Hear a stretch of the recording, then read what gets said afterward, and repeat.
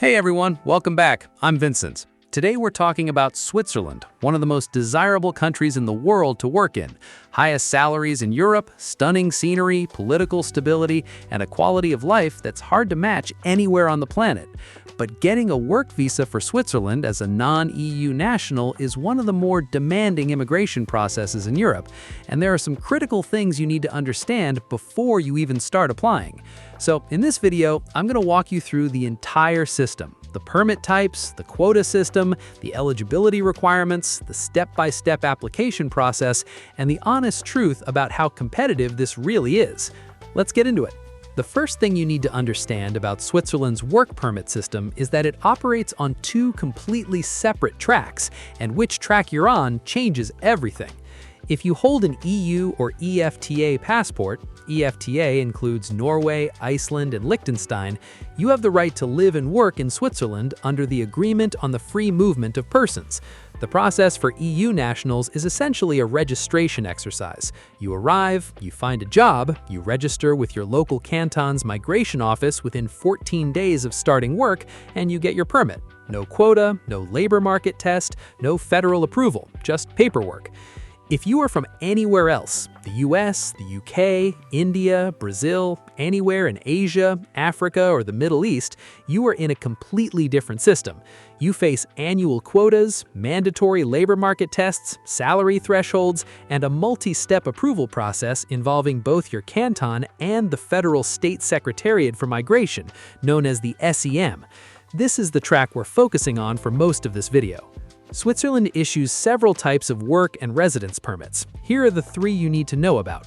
The L permit is a short-term permit for employment contracts of less than 12 months.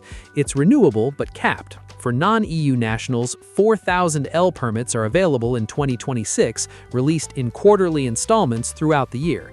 The B permit is the standard long-term work and residence permit. It's issued for employment contracts of 12 months or longer. For non-EU nationals, 4,500 B permits are available in 2026, unchanged from 2025 and 2024. The B permit is initially valid for 1 year and is renewed annually as long as your employment continues. After 5 consecutive years on a B permit, you become eligible to apply for the C permit. The C permit is the permanent residence permit. It gives you unrestricted employment rights, full access to social services, and family reunification rights. It typically requires 10 years of continuous residence in Switzerland, though this drops to 5 years if you are married to a Swiss citizen. The C permit is the end goal for most long-term expats in Switzerland. There is also a G permit for cross-border commuters, people who live in a neighboring country like France, Germany, Austria, or Italy and commute into Switzerland to work. This requires you to return to your country of residence at least once a week. It is not a residency permit. Here is the honest truth about getting a Swiss work visa as a non-EU national. Switzerland does not simply let in anyone with a job offer. The system is specifically designed to admit highly skilled professionals in roles that cannot be filled locally. That means several conditions need to be met simultaneously. First, you need a confirmed job offer with a signed employment contract from a Swiss employer. You cannot apply for a Swiss work permit without one. There is no job seeker visa in Switzerland. Second, the labor market test. Your Swiss employer must prove, formally, with documented evidence, that they conducted a genuine recruitment process and could not find a candidate among Swiss nationals or EU EFTA citizens. This is called the precedence rule, and it is taken seriously. Employers need to show job postings, candidate evaluation records, and a clear justification for why a non-EU hire is necessary. Third, you must be highly skilled. Switzerland is not issuing work permits for entry-level positions. You generally need a university degree or an equivalent recognized qualification and at least 2 or more years of relevant professional experience. The more specialized your expertise, the stronger your application. Fourth, salary parity. Your offered salary must meet Swiss local standards for the role and industry. The average monthly salary in Switzerland is around 6,800 CHF per month, and for non-EU hires, the threshold for sponsored roles typically starts at 85,000 CHF per year gross. Switzerland will not allow employers to use foreign workers as a way to undercut local wages. And finally, the quota. your application competes within a limited annual pool of permits. For non-EU nationals in 2026, that pool is 4,500 B permits and 4,000 L permits, distributed quarterly across cantons. Once a canton's allocation is used up, new approvals may be delayed until the next quarter or the next year. Apply early.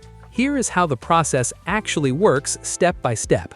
Step 1. Get a job offer. Before anything else, you need a Swiss employer who is willing to sponsor your permit and go through the process with you. This means targeting companies that are either large multinationals with experience hiring internationally or smaller Swiss firms in sectors with genuine skills shortages. Tech, engineering, finance, life sciences, and pharmaceuticals are the most active. Step 2. Labor market test. Your employer must submit documented proof that they recruited locally and EU-wide and found no suitable candidate. This typically involves job posting records and a written justification. Step 3. Employer submits the application to the cantonal authority. The canton where you will be working handles the initial review. They assess the business rationale, the recruitment evidence, and your qualifications and salary. Step 4. Federal approval by SEM. Once the canton approves, the application goes to the State Secretariat for Migration at the federal level for final sign-off. Step 5. Entry visa. Once SEM grants approval, you apply for a Type D long-stay entry visa at the Swiss consulate or embassy in your home country. This is your permission to enter Switzerland. Step 6. Arrival and registration. You arrive in Switzerland, register with your local commune within 14 days of starting work, and submit your employment contract and proof of health insurance. Complete a biometrics appointment and receive your actual residence permit card. Processing time from start to finish is typically 4 to 12 weeks, depending on the canton, the complexity of your case, and the current workload of the authorities. Some cantons are faster than others. Zurich and Geneva, which handle the most international applications, have relatively streamlined processes. Here is the core document checklist: a valid passport with at least 6 months of validity beyond your planned stay, a signed Swiss employment contract, an updated CV and relevant academic certificates. Make sure your degree is from a recognized university. If it is from a non-Western institution, it may need a formal recognition process through SERI, the Swiss State Secretariat for Education, Research and Innovation. Proof of professional experience, reference letters, pay slips, employment records, a certificate of good conduct or police clearance from your home country, valid health insurance. Switzerland requires every resident to have health coverage, and you must arrange this upon arrival. And for the employer's side, documented evidence of the labor market test and the recruitment process. So let's be honest about what Switzerland's work visa process actually is. It is not easy, it is not fast, and it is not designed for everyone. Switzerland has one of the most selective immigration systems in the developed world, and it is deliberately designed that way. The country prioritizes Swiss and EU workers first and only opens its doors to non-EU nationals when there is a clear, documented skill gap that cannot be filled domestically. But here's the other side of that picture. If you are in the right field, technology, engineering, finance, pharmaceuticals, life sciences, and you have strong qualifications and real experience, Switzerland is one of the most rewarding countries on earth to work in. Salaries are among the highest globally. The infrastructure is world-class. The quality of life is exceptional. And once you're in the system and build your years of residence, the path to permanent residency is clear and predictable. The key is preparation. Target Swiss employers early. Make sure your qualifications are well documented and internationally recognized. And go into the process understanding that your employer is your sponsor. The relationship with your Swiss company is what makes this work. If you found this useful, let me know in the comments what country or visa topic you want me to cover next. Thanks for watching. I'm Vincent, and I'll see you in the next one.